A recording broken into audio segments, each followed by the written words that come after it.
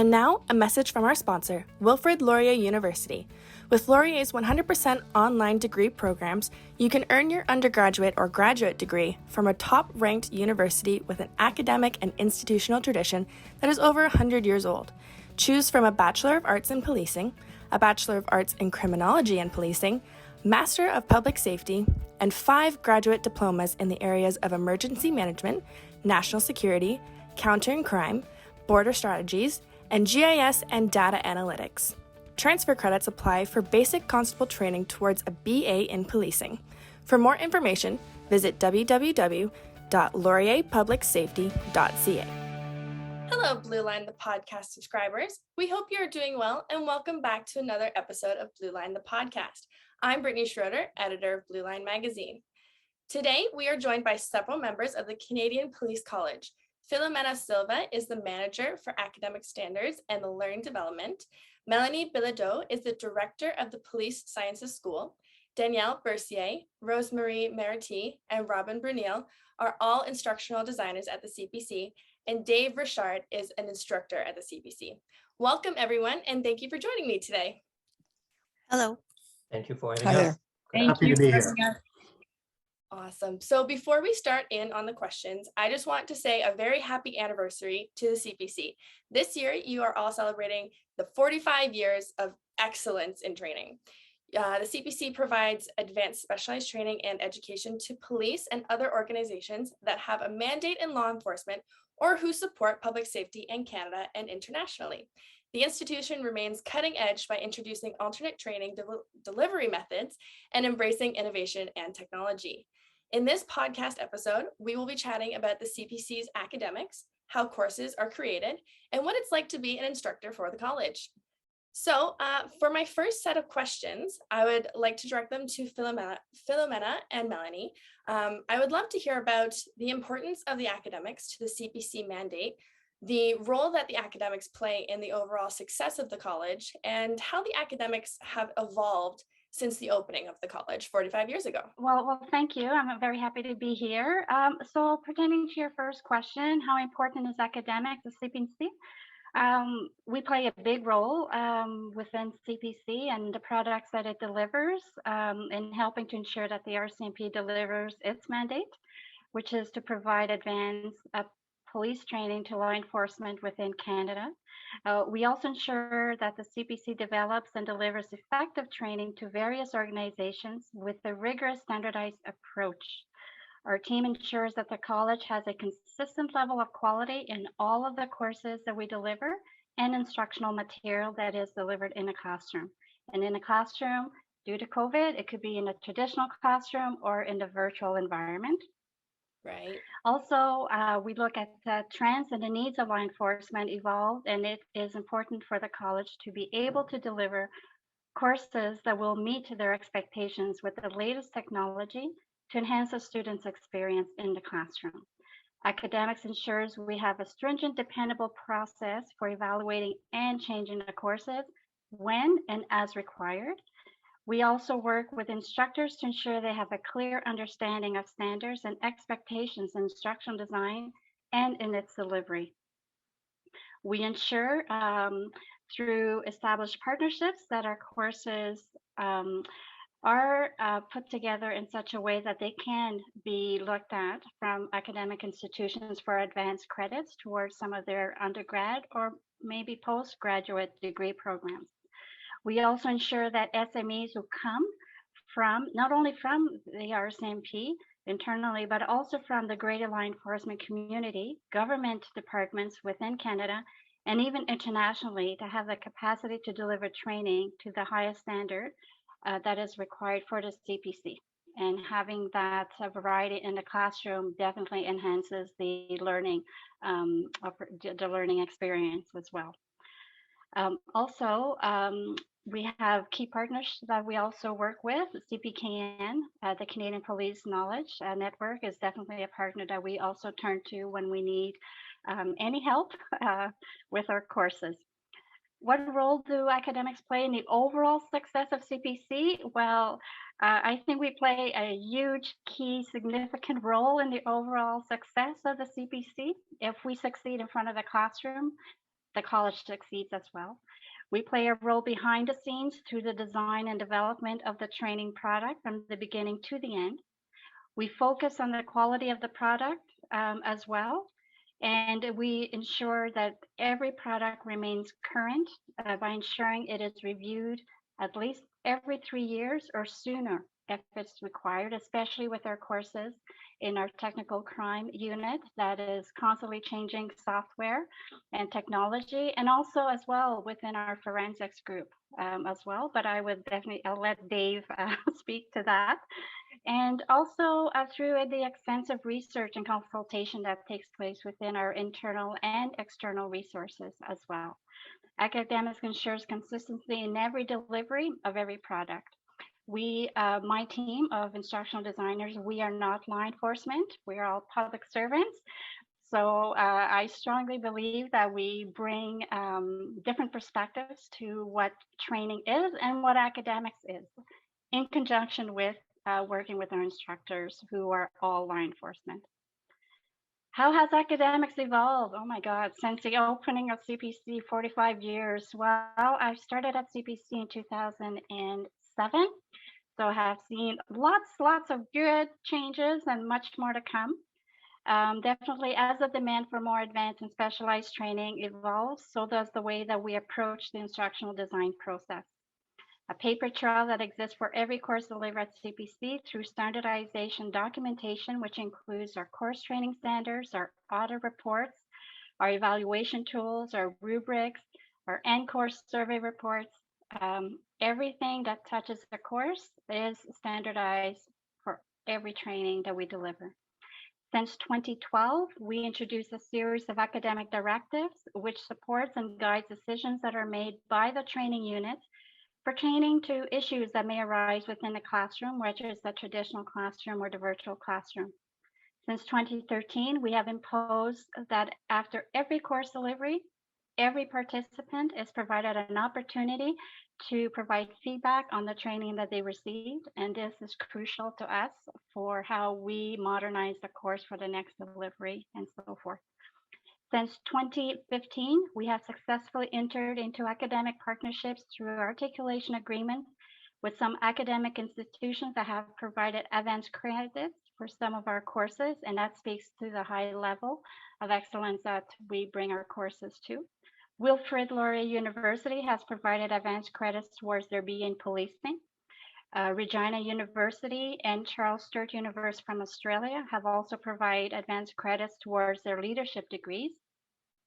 And this is just to name a few. We do have a list of other partners. 2020, we will never forget that year for sure. But even though there's been a lot of negative impacts of COVID-19, for us, it's been somewhat positive in the sense that we are now moving CPC to the modern classroom, which is virtual classroom. We have taken baby steps in the past, but now we have definitely jumped in full force. So we are now embracing still some courses that are being delivered traditionally in the classroom, but we also have a hybrid approach courses, which have a little bit of both synchronous and asynchronous. And we have other courses which are self-paced, 100% online. So we are moving slowly but surely, and it's a learning curve for all of us, for sure, and especially for those who we work with, where virtual learning is not the first choice of receiving training or delivering training. So it's been definitely learning curve, but it's been going into the right direction.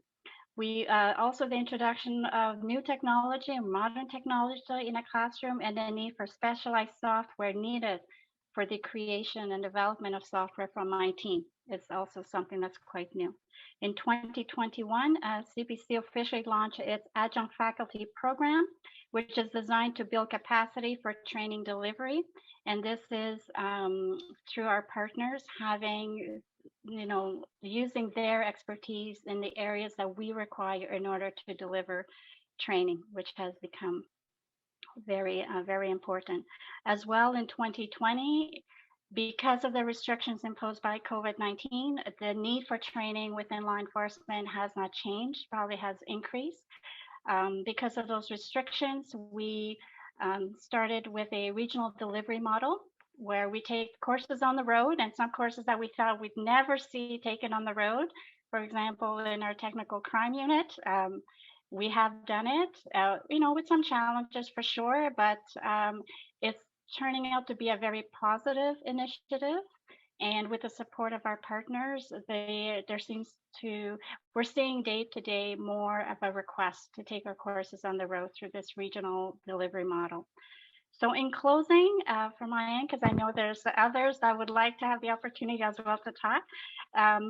So throughout the years, CPC has been scrutinized for sure on what we deliver and how we deliver it and how we ensure that we meet the training requirements of our clients who serve the public.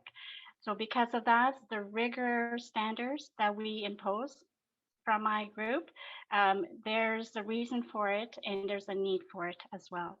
This has pushed us to ensure that we have the rigor again in our academics and to ensure that we remain in a position to continue to defend and be accountable for the training that we deliver and other training that's going to be coming down the road.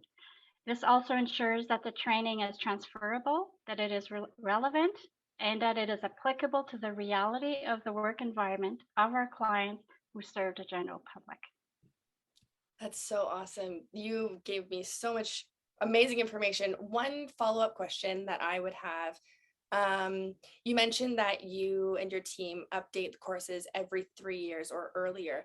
So just when you're deciding if you need to update earlier than that 3-year schedule, is that when, new things have been happening in the world and you're just like, we need to update the course to reflect what's happening right now and what police need to know right now to serve their communities? That could be one aspect of why we change it, or if there's a change, for example, in the criminal code or something happens in that specific area, whether it's forensics or investigative training, explosives, or somewhere else. It could be that, or it could be that,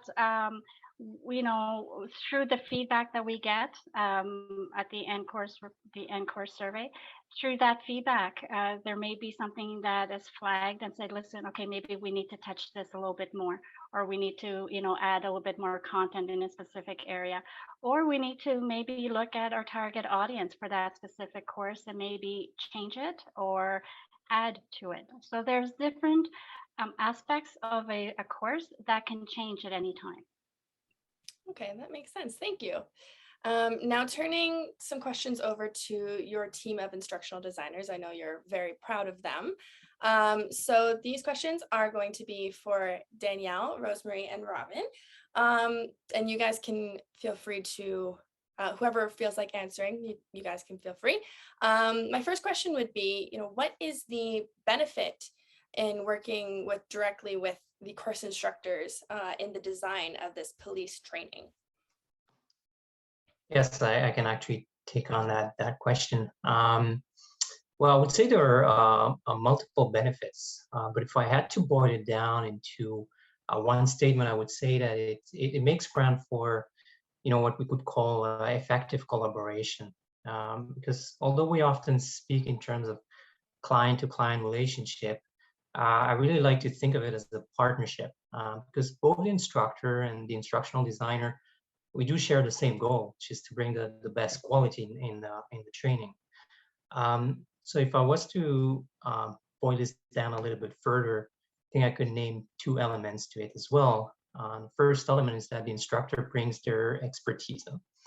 They're the subject matter experts, they're the SMEs, they know how to teach, they know the ins and outs of their domain of expertise, whether it's forensic identification, cybercrime, major investigations, you name it. So they do bring their own perspective as well, and very obviously valuable experience.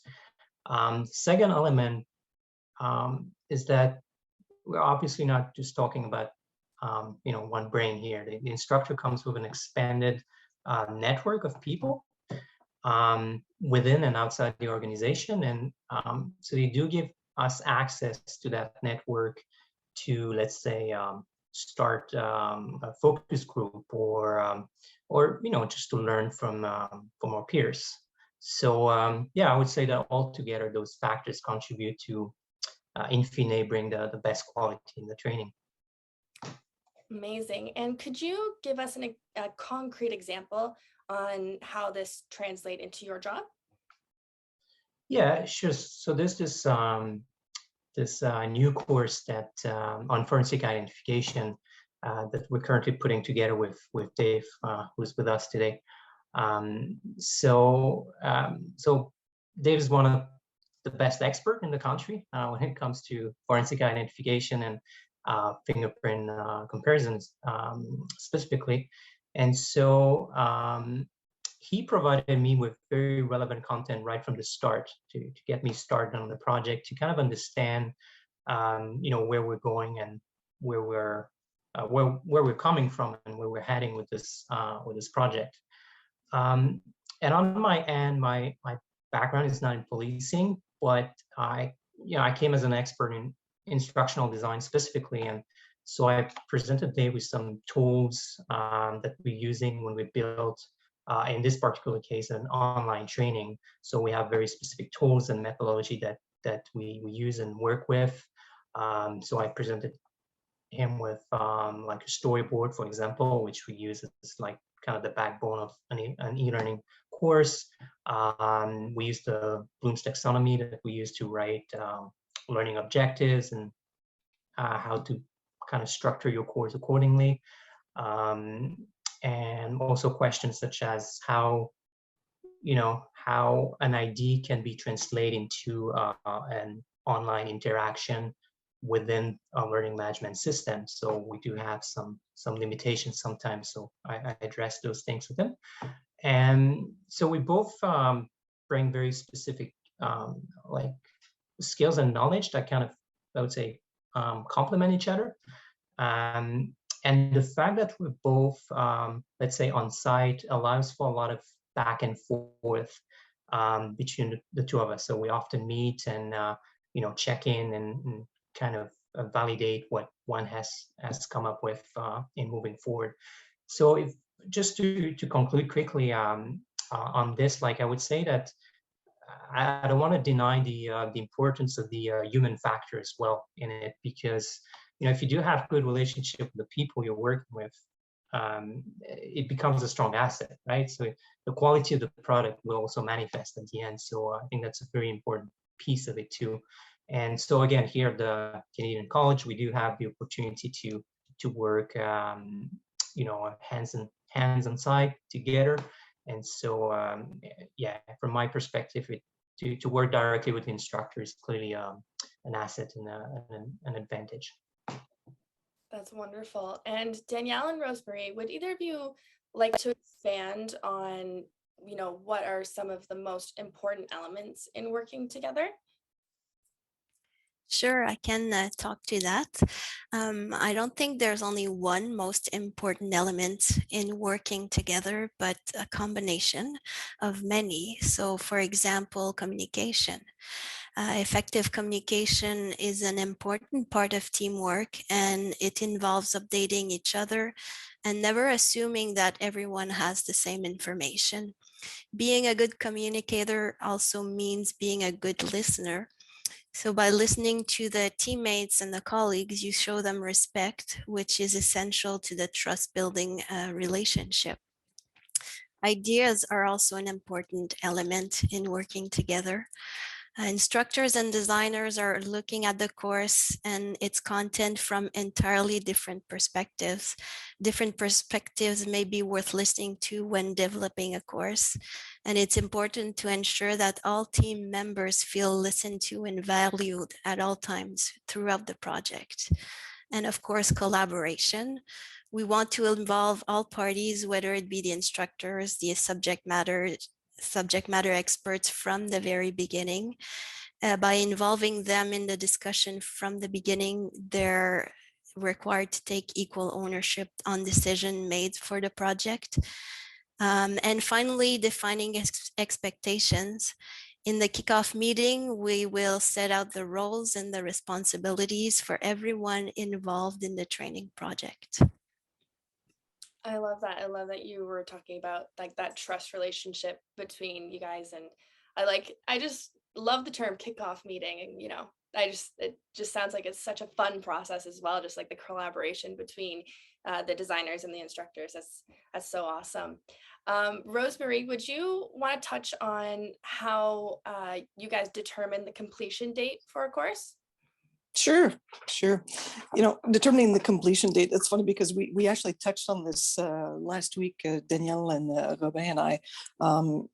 Basically, it comes down to the nature of the course and the amount of updates required to the course. Once we've run the prototype of the course and it's completed with all the desired changes that have been I'm stuck on a word here. All the desired changes that we put into effect, we've delivered it once or twice and tested everything out, and the feedback is positive. Then we complete the course training standard and it's officially signed off. But to be quite honest with you, I've been with the Canadian Police College now for close to 4 years, and my first project is completed. However, it just stays in the back of your mind on every project that you work on. It's as if you start working on something new. It's like, you know what, that's a good idea for the first course I worked on. So it's an ongoing project that basically, okay, this is going to sound wrong, it never completes, but it is complete. We just always think of ways that we can improve and have the participant even more engaged in the learning process. So that's basically it. That's wonderful. I love that. I definitely get that feeling sometimes if it's, something's just never completed and then it's stuck in there forever. So I get that. All right. Now looking more to the instructor side of things, Dave, my last couple questions are for you. Sure. You have been teaching at CPC for many years. So I'm just wondering, how much has it changed since you first started? Yeah, thanks for the question. I appreciate that. I've been teaching for the last 14 years, excuse me, here at the Canadian Police College, and things have changed a lot. I mean, the world of policing has changed, and one of the biggest changes that I've seen are the expectations from the police agencies who send their people here for training, because modern policing can be very challenging. And a police service is only going to be as effective as its human resources. And so they want top-notch training. They want their people to leave the college with the best information possible. And that is what we deliver. At least we definitely strive to deliver that.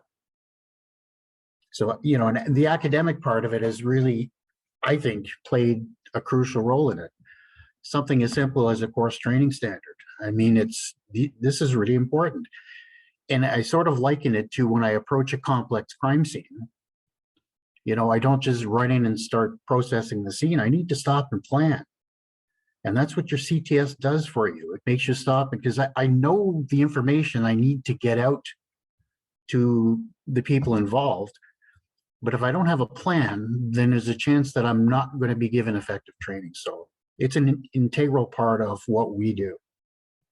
That's incredible. And I think it was Abraham Lincoln that said it, that if he was given 6 hours to chop down a tree, he would spend the first 4 sharpening the axe. And something you just said there, getting to a scene, you're going to take a few moments and, really prepare yourself and get all the knowledge that you can before jumping right in. I feel like that can kind of be related to CPC. Like you said, this training is preparing people for what they're going to see out in the community. Does that kind of make sense? No, that definitely makes sense. Awesome. How do you feel about working with the designer who is not a sworn officer or may not even know a ton about forensics? Well, first of all, I mean, it's been a wonderful experience working with Robin on this project.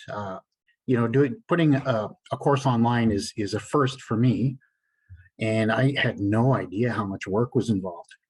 It's a big task, and one that I definitely would not have been able to tackle on my own.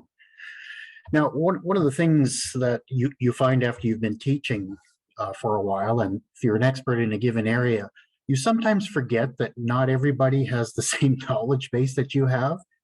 And I think working with somebody outside of the police field and outside of forensics really makes you think about what is the best approach to teaching people. So often, like I said previously, I know what skills I need people to take away, but oftentimes I'm not sure what is the best approach. And so with Robin, I'll say in a given module, we want the learner to take this information away. And then he will suggest, why don't we try this approach? And oftentimes it's something that I had not thought of. So it's, like I said, it's been a wonderful experience. Yeah, that does sound amazing. And it was just, it comes back to that collaboration aspect that our instructional designers were talking about earlier. So I know Filomena was speaking about this earlier in the podcast. So just kind of asking about your experience, how has the pandemic changed how you see the future of training? And, also along with that, it's like being online. You also just mentioned that a bit, but, your experiences going through online trainings as well. Yeah, I think it's, the part of it is going to be an integrated approach to online training. I already have a wish list of courses I'd like to put online. I'm going to have to be a little bit patient. Let's get through the first one. But definitely, from a forensics point of view, our courses are very much hands-on practical. So if we can teach some of the theory ahead of time, that allows us more time to focus on the practical when people come in for training. But definitely the pandemic has really made us rethink how we deliver our training. And I can see online being a big portion of that.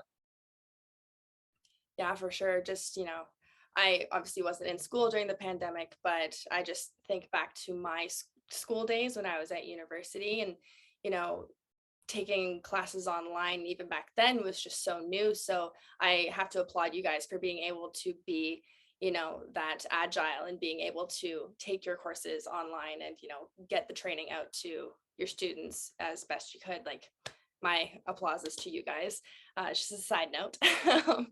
My final question for you, Dave, would be, if you had one piece of advice to give to other police agencies who are talking about having their own instructional designers, what would that advice be? Well, honestly, I'd have to say that look at the CPC model as a way to implement an academics program. Rather than trying to start from scratch or reinvent the wheel, as they say, take a look at what we've done here at the CPC and see what works for you with your agency. That would be my number one recommendation. That's really good. I'm hoping people will take away from that as well. Now, that's the end of my questions that I had prepared, but did anyone want to speak on anything else that we didn't already touch on? Because we do have some time for that as well. The whole team talked about the process and how stringent and standardized it has to be. It's that much more important when we have events, unfortunate events, when, for example, there are mass casualties, because from that, there always comes lesson learned, and often training is looked at and is highlighted during the proceeding to look into the events and how police and law enforcement responded to these events. So definitely having this process and being able to respond to all these questions that these committees have is very important. As such, the team here understands that ultimately we're all training law enforcement, and it's for the better and increased security for Canadians overall. So a big kudos to our academics, because I've seen them. I started not long ago at the college, but I'm fully aware of how they remain even beyond the trends, and in order to, because they understand how the need for us to evolve and modernize, and they're fully open to all of the ideas. Some are newer as part of the team. They were integrated quickly, and they come with a lot of, I'll call it spunk. They come with a lot of energy, new ideas, which are often integrated. Philo talked about collaboration with universities and all that. Same thing. If we can exchange ideas, new ways of doing this, we do so. So I'll say a big thank you to all this team and to the instructors, because they also work hard in order to take our courses, put them online. As they said, big eye-opening on how how much work is involved, but ultimately that permits the students to take courses in their homes at less cost as well, because I mean, you're not thinking about transport, hotels and things like that are also attached to that. So new ways of doing things, the college is definitely embracing that. So a big thank you. That's awesome. I said this earlier, but you just mentioned it again. I love that you guys are so, willing to incorporate new ideas and, partner with new people to bring like the best content, the best training to your students. And I think that's just amazing. I want to say thank you so much to everyone for joining us today and for sharing all of this really valuable insight into the Canadian Police College. So thank you, everyone. We hope you enjoyed this episode of Blue Line, the podcast. Be sure to check us out on SoundCloud, iTunes, Spotify, or wherever you get your podcasts. Stay up to date on all of your Canadian policing news at blueline.ca. Thank you to everyone who listened.